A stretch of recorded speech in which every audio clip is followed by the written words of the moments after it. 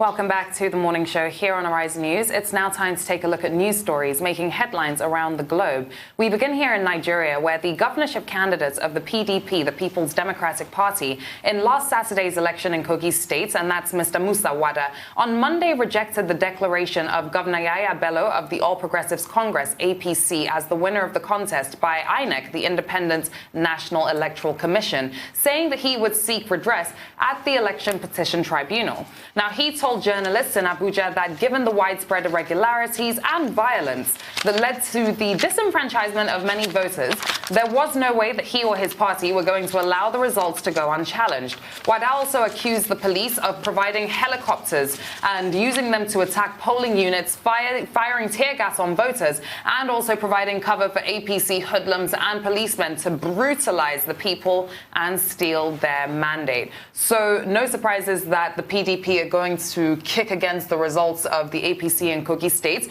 on over the weekend. But Doctor, how do you take this, not necessarily a statement, but how do you take the expressions that have been shared by Wada? Well, it's not only Musa Wada that is kicking against the conduct of the gubernatorial election in Kogi State. We had on this program yesterday an observer, an electoral observer, Professor Jibrin Ibrahim of the Center for Democracy and Development, who was on the ground in Kogi State and who gave, a neutral assessment of what exactly happened. Apart from observers, of course, it's natural that the People's Democratic Party will also kick. The candidate of the Social Democratic Party in Kogi State, Natasha Akpoti, has also issued a statement protesting, about the conduct of the elections in that state. And the allegations include, vote buying, harassment of voters, financial inducement, obstruction of the electoral process, the involvement of security agents colluding with certain persons to frustrate the people's attempt to express their will. And all of these issues, as a result of all of these issues, some persons are even calling for outright cancellation of the election results, gubernatorial election in Kogi State. But I think it is good that the PDP, the People's Democratic Party, and its gubernatorial candidate Musa Wada have opted for the legal, redress by saying that they will go to court. Wada is quoted as having said that he will go to court to reclaim his stolen mandate. That is a lot better than, people taking the law into their hands. Because yesterday also we interviewed Kola Ologbodiyan, the spokesperson of the People's Democratic Party. And he had said, well, that if government does not, act appropriately, you could have a situation whereby people will go onto the streets in Kogi to protest. Well, that has not happened. So that should be reassuring that, after the election, there will be no outbreak of of violence. So the tribunal is a place to go, and it is perfectly within the rights of both the PDP and its candidate, Musa Wada, to go to the tribunal to push their case, to argue their case. Yeah, absolutely, Doctor. Now, over to our next headline. The Nigerian Union of Journalists, the NUJ, have rejected the hate speech bill before the National Assembly, which prescribes the death penalty as punishment for anyone found guilty. Now, the union warned that the bill, sponsored by Senator Sabi Abdullahi, which has already passed through the first reading, could be used to silence the media and perceived political opponents if ultimately passed. The NUJ president, Mr. Chris Isiguzo, reiterated this stance on Monday during a courtesy visit by the executive members of the union to the Minister of Information and Culture, Alhaji Lai Mohammed. Isiguzo appealed to the federal government to ensure that the safety of journalists is a priority and that no attempt be made to restrict the freedom of the press. The NUJ also expressed worries that recent events were giving it serious cause for concern about the profession and safety of journalists, adding that most actions were taken were targeted to silence journalists. Now, that report stated hate speech. The hate speech bill basically prescribes death by hanging for anyone found guilty. Well, no, anyone found guilty of killing another person or another person having taken their life based on someone's hate speech is when they said that the death penalty will apply. Now, Doctor, you're a part of the NUJ, so you can speak more extensively on this. But yes, I do stand by what was just said in that report. Well, there is no guarantee that at the end of the day that particular bill will pass, because this is the bill, on the establishment of a commission to prohibit hate speech. There is also another bill that was presented. The one on hate speech was, presented by Senator Sabi Abdullahi, former spokesperson of the Senate. The second one by Senator Mohammed Musa is on the internet, and it talks about using the internet to misinform or to injure other people's reputation. Yes. And the concern, as expressed by the president of the NUJ, of course, is that, these laws coming up at this time may be part of an attempt to silence, the press. And, he has a point when he says the safety of journalists is of great concern. Of course, as president of the Union of Journalists, he has to speak up in defense of the interests of journalists, of the freedom of the media, and of the freedom of expression, which is constitutionally guaranteed. Now, this was at a meeting with the Minister of Information. Yes. But I think what the Minister of Information said in response is also instructive. He made it clear that the government has no intention whatsoever to gag the media. And, I think that's something that should be put on record, that, this government has told us that it is committed to the freedom of the press. And, Alhaji Lai Mohammed also made the additional point that government is not going to take any unilateral step to impose measures restricting, the use of the internet or free expression. And that, the process will be stakeholder-driven. He made that very clear. You recall when we had Larry Arugundade on this program, he runs a Center for Free Press and Investigative Journalism. He also made that point that, there must be stakeholder input into the matter. And Alhaji Lai Mohammed was saying that, look, when stakeholders come together, then there will be a decision on the best option that can be taken. What we all agree on is that, hate speech is bad. Fake news is not good for the health of the polity. Yes. What is not agreed upon is, what should be done to check this in the light of the fact that there are already existing laws. Exactly.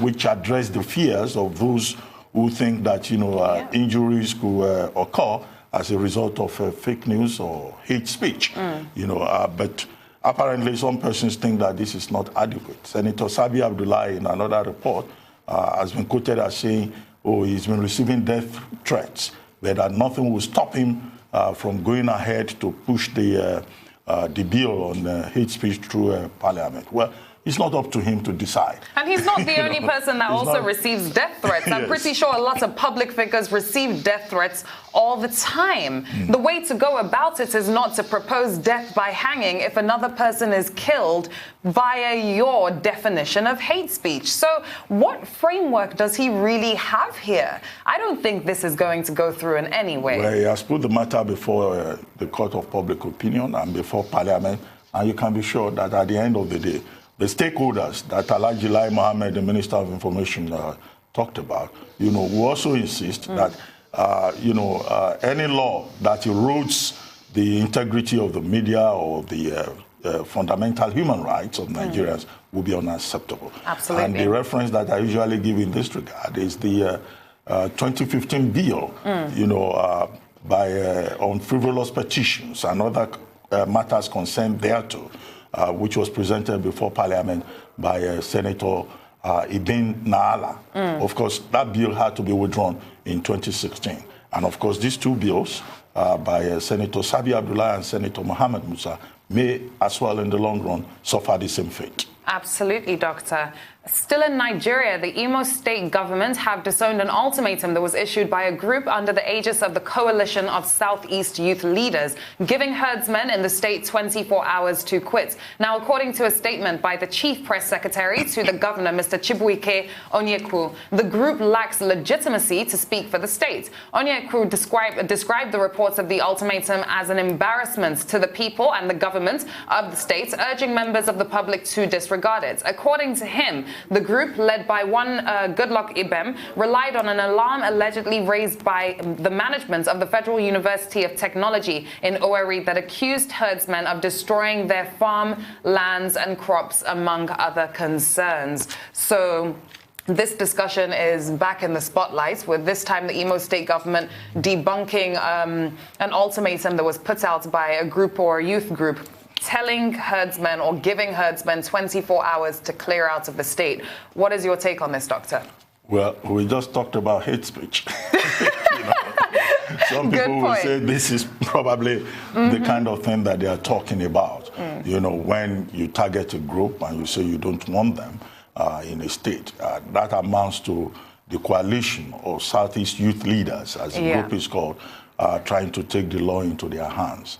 And, you know, we must commend the Imo State government for reacting, you know, quickly, promptly, you know, for being proactive in shooting down this attempt by this self-described coalition of Southeast youth leaders to target a particular group in the state. Because when you say you have given an ultimatum, if nobody obeys it, then what happens?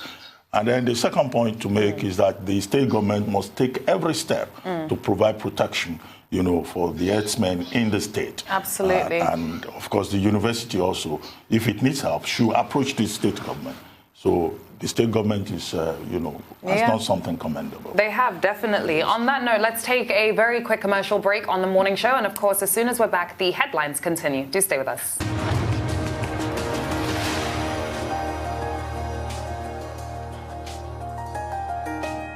Welcome back. You're still watching The Morning Show here on Arise News, and we are still taking a look at news headlines of today. Over to the United States, where the Secretary of State, Mike Pompeo, has announced that the U.S. is softening its position on Israeli settlements in the occupied West Bank in the latest in a series of Trump administration moves that weaken Palestinian claims to statehood. Now, Pompeo repudiated a 1978 State Department legal opinion that held that civilian settlements in the occupied territories are inconsistent with international law.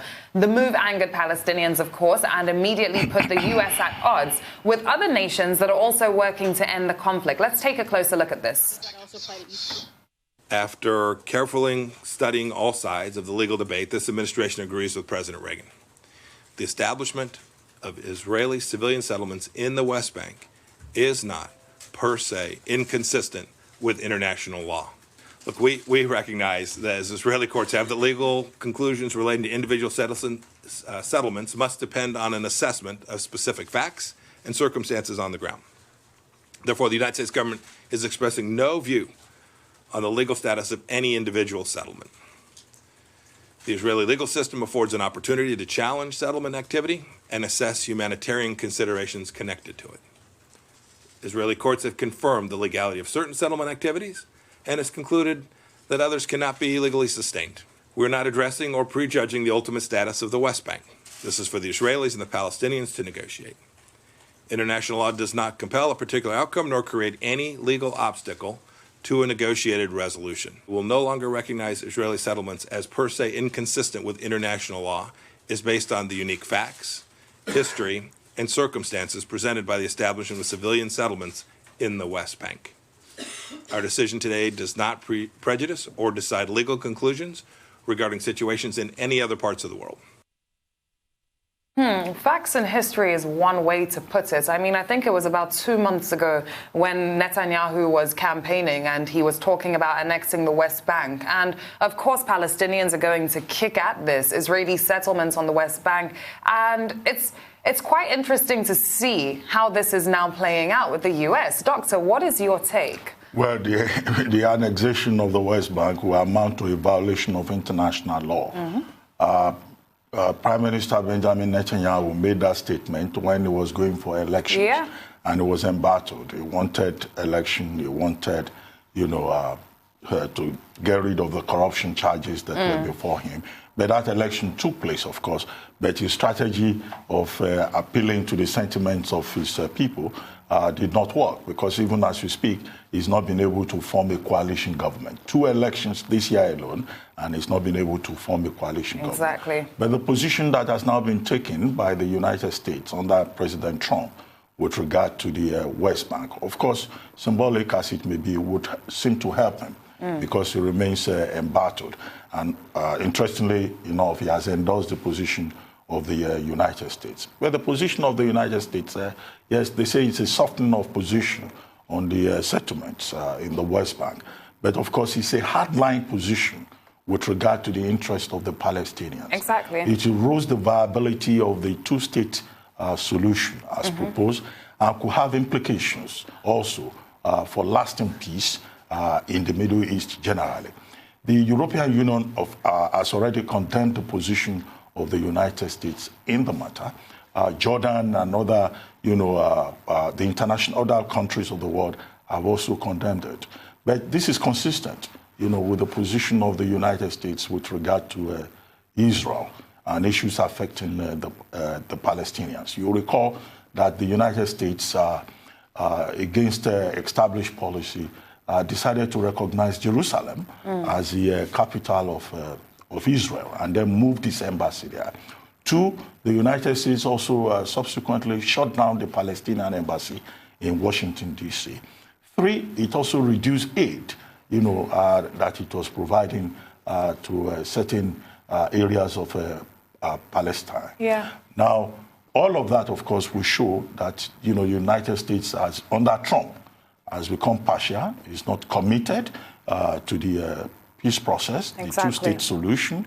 The 1978 legal opinion that was referred to in your introduction is called the Hansen Memorandum. And that has been the position of the United States for about 40 years. And that's what the Trump administration has now reversed. What that legal opinion says is that, look, it to be a violation of international law for you to set up settlements in occupied territories. And that, of course, is consistent with parts of the 4th Geneva Convention, which says very clearly that an occupying power, cannot set up civilian population in occupied territories. In 1967, when Israel, after the Middle East War, when Israel occupied West Bank and East Jerusalem, the first thing it did was to annex East Jerusalem. And then it later set up settlements in the West Bank. As we speak, there are about 700,000 Israelis living in the occupied territories in the West Bank. And why those Israeli settlers in that area are allowed to vote in elections in Israel, the Palestinians who are in that territory will require, a permit to even be able to access Israel, and they are grossly discriminated against. Exactly. But what President Trump has done is, maybe understandable in one regard. It is just pure politics. It is election season, and you find President Trump, adopting steps, measures, particularly in the foreign policy arena, to shore up its ratings among his own supporters. And this is the same thing he did in Syria when he decided to withdraw troops. This is the same game he's playing with China. This is the same game that the United States is playing with regard to what is now going on in Hong Kong, with the United States openly taking sides with the demonstrators and even threatening now to pass a bill and impose sanctions on China for interfering and obstructing the autonomy of Hong Kong. So these are some of the gestures that we have seen. But of course, the outcry from the international community may not necessarily compel Donald Trump to change his position, because his own politics is at stake. And his friend Benjamin Netanyahu is also a direct beneficiary. Well, we'll see where this softening of a position gets him and his administration. Still in the U.S., earlier, U.S. Secretary of the State Mike Pompeo said that Hong Kong's governments must bear the primary responsibility for ending the violence. Let's take a look at that as well. The United States is gravely concerned by the deepening political unrest and violence in Hong Kong, including the standoffs between protesters and police at Hong Kong Polytechnic University and other campuses. We've repeatedly called for restraint from all parties in Hong Kong. Violence by any side is unacceptable. The Hong Kong government bears primary responsibility for bringing calm to Hong Kong. Okay, so he said that the Hong Kong administration basically bears responsibility for bringing peace back to Hong Kong. And of course, these protests have been going on for nearly 20 weeks now, if not over, nearly. For 5 months. Wow. And it's terrible, Doctor. What is your take on all of this and this statement? What is going on in Hong Kong is very unfortunate, and the protests have been going on for 5 months, and there doesn't seem to be any end in sight. And I think that all the stakeholders involved will have at some point stopped the chaos. Hong Kong is clearly chaotic right now. It's in a mess, so to speak. Roads have been barricaded, and there is fear that, there may be an outbreak of violence, state-imposed violence.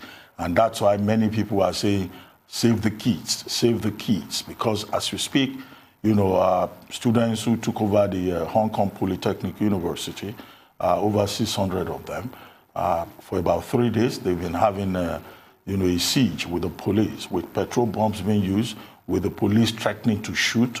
600 of them have left the campus. Now, about 200 of them are still holding there. And Carrie Lam had a briefing yesterday in which she was calling for, peace and asking the people who are still within the university to come out. We hope, of course, that there won't be a clampdown. And Beijing has not been playing a good role in this regard. Beijing is insisting that it is the sole authority.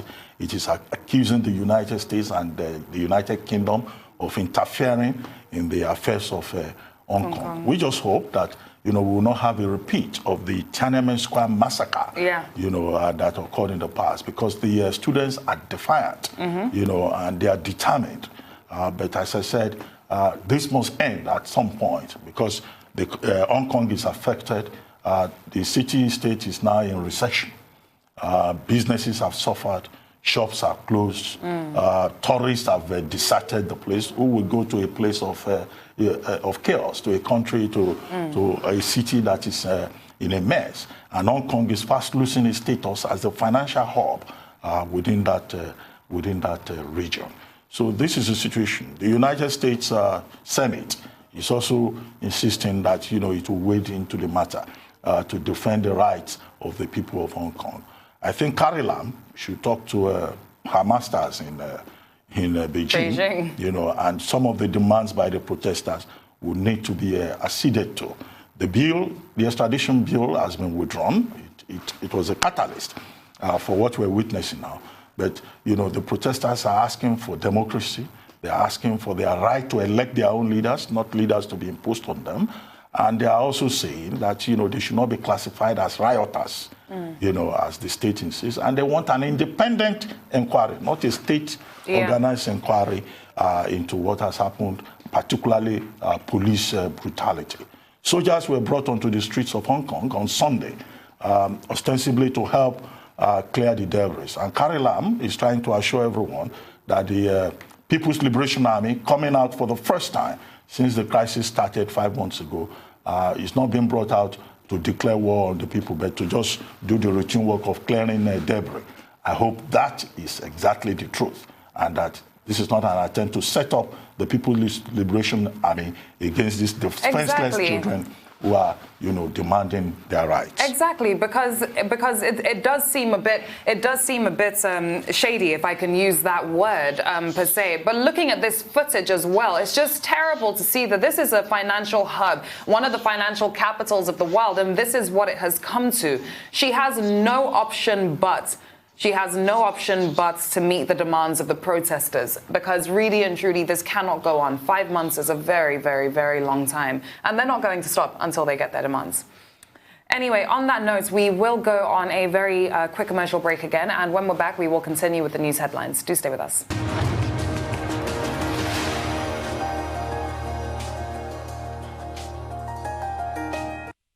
Welcome back to the morning show. We are still taking a look at news headlines. One last story. President Donald Trump faces more potentially damning testimonies in the Ukraine scandal as a critical week of public impeachment hearings opens later today in the House of Representatives. Now, Trump's suggestion that he might himself testify in the investigation, which threatens his presidency, had no impact on the House Intelligence Committee's plans to interview 9 witnesses this week. Most significantly, they include Gordon Sondland, the U.S. ambassador to the EU, the European Union, who allegedly transmitted to the Ukraine government Trump's demands for help in finding dirt on his Democratic rivals ahead of next year's presidential elections. So we have another week of impeachment hearings coming up, and now it's getting more interesting. Not only has the president kind of suggested that he may come and take part in the impeachment hearings, but Sondland is also going to be testifying, which of course is the person that everybody has had their eyes on. What is your take, Doctor? Well, I think it would be nice for President Donald Trump to take up the invitation of, House Speaker Nancy Pelosi, because she was the one in response to President Trump's Twitter meltdown, attacking Ambassador Mary Yovanovitch when she was testifying, before the House last week. The president kept interrupting Yovanovitch, calling her names, describing her as incompetent, in fact, even going as far as blaming her for the crisis in Somalia. And of course, on the basis of that, House Speaker Nancy Pelosi then said, rather than acting on presidential and ranting on Twitter, the president should take up the opportunity to come before the House to testify in person. So when you refer to it that he says he might testify, yes, that's in response to Pelosi. Yeah. And maybe indeed, he should in fact go and testify and be cross-examined by both Democrats and his own party members, the Republicans. Now, the evidence that have been, placed before the Intelligence Committee has turned out to be really very damning, beginning with the, testimony by Ambassador Bill Taylor, former U.S. ambassador to Ukraine, who pointed out that one of his aides, David Holmes, had overheard, Ambassador Gordon Sondland speaking with the U.S. President, Donald Trump, from a restaurant, which is also part of the issue, and asking him how the investigations in Ukraine were going. And then, of course, we've had other people testifying, including Mary Yovanovitch, who have said a lot of damaging things about how the President of the United States was abusing his office, using his office, to force, a foreign ally to take decisions that could affect the politics and the interests of persons in the United States. Donald Trump calls it, presidential harassment. He refers to those who testify as never Trumpers. But this, again, is going to be a critical week, as you pointed out. Tim Morrison is going to also testify, and there will be quite a number of persons from, the Security Council and from, other departments of state. So, but what will happen, what we're seeing is that, well, it's beginning to look like it's almost certain that President Trump will be impeached at the end of these hearings, because, it looks really messy, the kind of things that have been revealed. Yeah. Even, more revelations than what the committee had during the closed-door inquiry. But it's now all out in the open, and it will be following the footsteps, most likely, of Andrew Johnson and Bill Clinton, 2 former presidents who were impeached in office.